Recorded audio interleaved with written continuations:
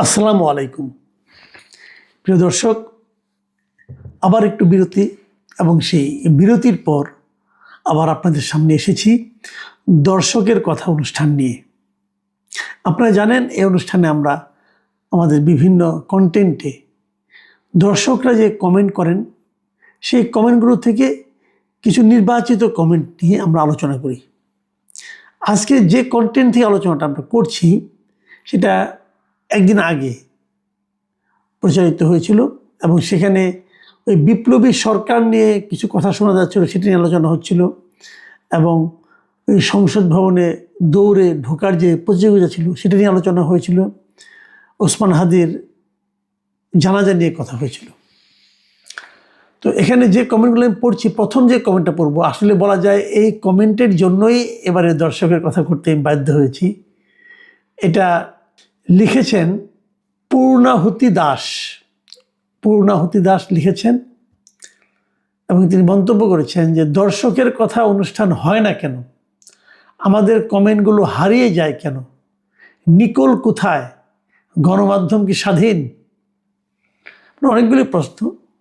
তো আমি এই প্রথম প্রশ্নটাই বলি যে দর্শকের কথা হয় না কেন, এটা নিয়ে ওনার যে উদ্বেগ, সেই উদ্বেগটা আমি যখন কালকে পড়েছি কমেন্টটা আমাকে টাচ করেছে এবং আমার কাছে মনে হয়েছে আসলেই তো এই দর্শকের কথার কিন্তু অনেক দর্শক শ্রোতা আছেন, তারা এগুলি জানতে চান যে তাদের মন্তব্যগুলোকে আমরা কীভাবে দেখি, আর এই কমেন্টগুলো যেন হারিয়ে না যায়, সেই জন্যই আমি শুরু করলাম।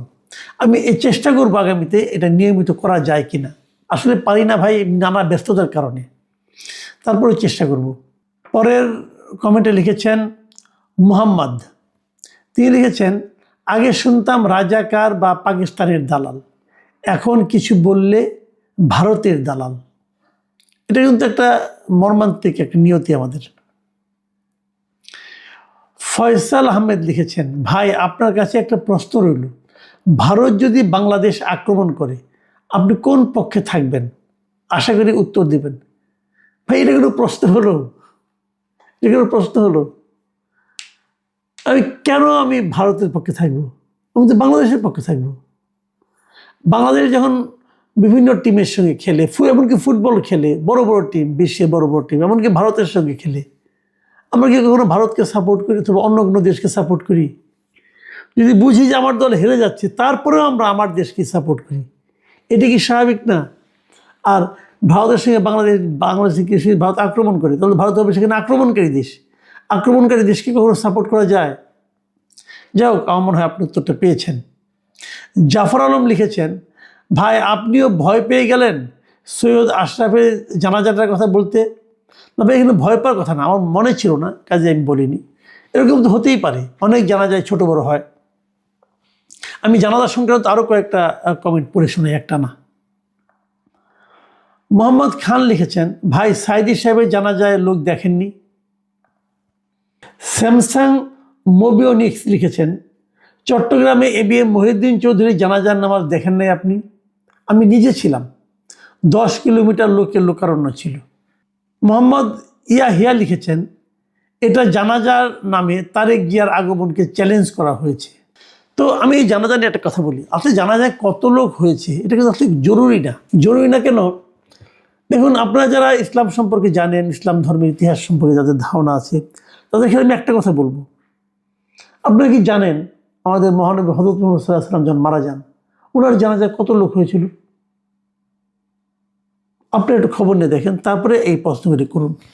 অথবা আমাদের প্রধান খলিফাদের একজন, 4 খলিফার একজন হযরত ওসমান রাদিয়াল্লাহু আনহু জানাজায় কত লোক হয়েছিল?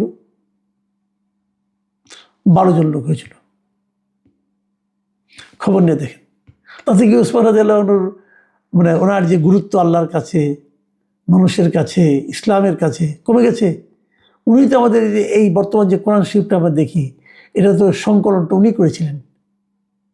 সব অনেকগুলি ভুয়া কোরআন শরীফ হয়ে গিয়েছিল, ভণ্ড নবী এসেছিল, সেগুলোকে ঠিকঠাক করে এটা উনি করেছিলেন। কাজেই কয়জন লোক হয়েছিল এটা ইম্পর্টেন্ট না।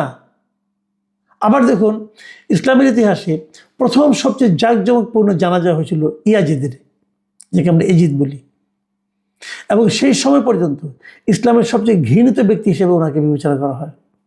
তো ওনার জানাজায় অনেক লোক হয়েছিল, আর হযরত মুহাম্মদ সাল্লাল্লাহু আলাইহি ওয়াসাল্লামের জানাজায় এত লোক হয় নাই। ওটা কিস্তিয়ে কিস্তিয়ে জানাজা হয়েছিল, 10 জন করে। তো জানাজায় কত লোক হলো এটা গুরুত্বপূর্ণ না ভাই, এটা দিয়ে কোনো কিছু পরিমাপ করা যায় না। যাও, আমরা পরের মন্তব্যে যাই। আলী আসগর লিখেছেন, এখন অবস্থা দেখে মনে হচ্ছে পিনাকি ইলিয়াস এই দুইজন কোনো এক এজেন্ডা বাস্তবায়ন করতে চাইছে। বুঝতে হবে তাহলে কি এরাই এর হয়ে কাজ করতেছে? এই সামান্যটুকু যদি আমরা বুঝতে না পারি, তাহলে সামনের দিনগুলোতে দেশের মানুষকে বড় ধরনের মাসুল দিতে হবে। মিয়া মাহবুব লিখেছেন, মাসুদ সাহেব আপনি বলেছেন ভারতের বড় দালাল ছিল আওয়ামী লীগ, শেখ হাসিনা। ঠিক আছে, আপনি দালালির একটা উদাহরণ দিয়ে বলেন। মাসুদ সাহেব, জানাজায় শরীক হওয়া লোকজনের চেহারা সুরত দেখেছেন?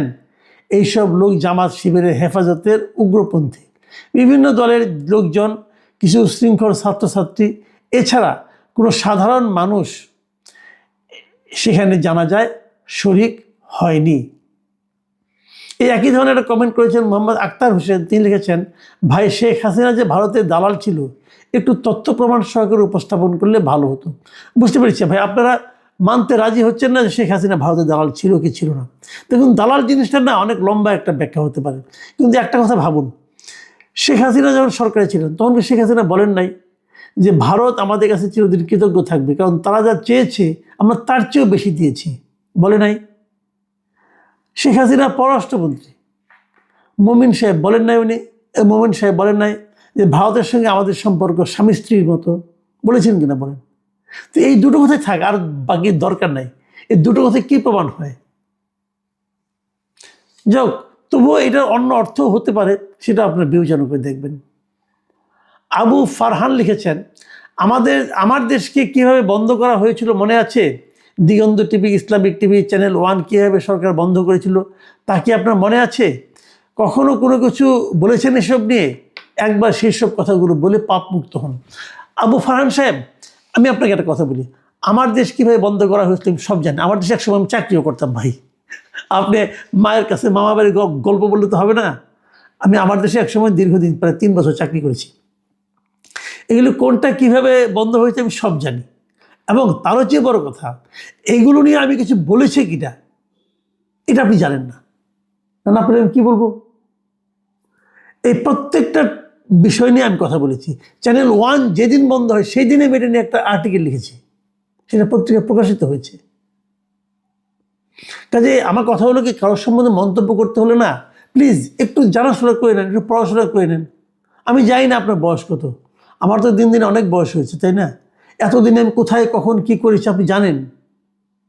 আপনাদের জানেন না ভাই, একটু খবর নেন, দেখেন আমি বলেছি কিনা। ইসলামিক টিভি যখন বন্ধ হয় সে নিয়ে মন্তব্য করেছি, ইসলামিক টিভি কেন বন্ধ হলো, এটার মধ্যে কোনো খবরও বন্ধ হতো না, তাহলে এটা বন্ধ করতে হবে কেন বলেছি আমি ভাই। এবং সেগুলি যে বলেছি তার ডকুমেন্টও আছে, আমি পত্রপত্রিকা লিখেছি এগুলো নিয়ে। যাও, আমি এরপরের কমেন্টটায় যাই। GM আলাউদ্দিন রাব্বি তিনি লিখেছেন বড় কমেন্ট, আমি একটু পড়ে শোনাই কেবল। আসসালামু আলাইকুম শ্রদ্ধা মাসুদ কামাল স্যার, আমি আপনার চ্যানেলে একজন নিয়মিত দর্শক। আপনার রাজনৈতিক বিশ্লেষণে আমি বর্তমান বাংলাদেশের প্রতিচ্ছবি দেখতে পাই, তবে আমার বেয়াদবি মাফ করবেন। আপনি বলছেন এই সরকার নন সিরিয়াস, আপনার এই বক্তব্যের সাথে আমি একমত নই। আমার দৃষ্টিকোণ থেকে ইনি একটি মতলবী সরকার। ইউনূস সরকার ক্ষমতা গ্রহণের পর থেকে আজ পর্যন্ত তার সকল কার্যক্রমে এটাই প্রমাণ করে বাংলাদেশ এবং বাঙালি জাতিকে তিনি কতটা ঘৃণা করেন। ইতিমধ্যে তিনি দেশ ও জাতির যে ক্ষতি করেছেন তা অপূরণীয়। আমার মনে হয় এই সরকার যে মিশন নিয়ে ক্ষমতা গ্রহণ করেছে তা এখনো সম্পন্ন হয়নি। সেই জন্য বিপ্লবী সরকার গঠনের জন্য নিজেই দেশে অস্থিতিশীল পরিবেশ তৈরি করেছে। জসিমউদ্দিন লিখেছেন, বিপ্লবী সরকার না থাকায় ওসমান হাদি শহীদ হয়েছে, দেশের আইন শৃঙ্খলার উন্নতি হয়নি, সংস্কার হয়নি, তাই বিপ্লবী সরকার এই মুহূর্তে দরকার। খান রুবেল লিখেছেন, শহীদ হাদি নিজেই তো প্রথম আলো ডেইলি স্টারে হামলার বিপক্ষে ছিলেন, তাহলে যারা হাদি হত্যার বিচার চাইতে গিয়ে প্রথম আলো ডেইলি স্টারে হামলা করে হাদির বিদেহী আত্মার সাথে বেইমানি নয় কি? এই হামলা কি হাদির আদর্শের পরিপন্থী নয়?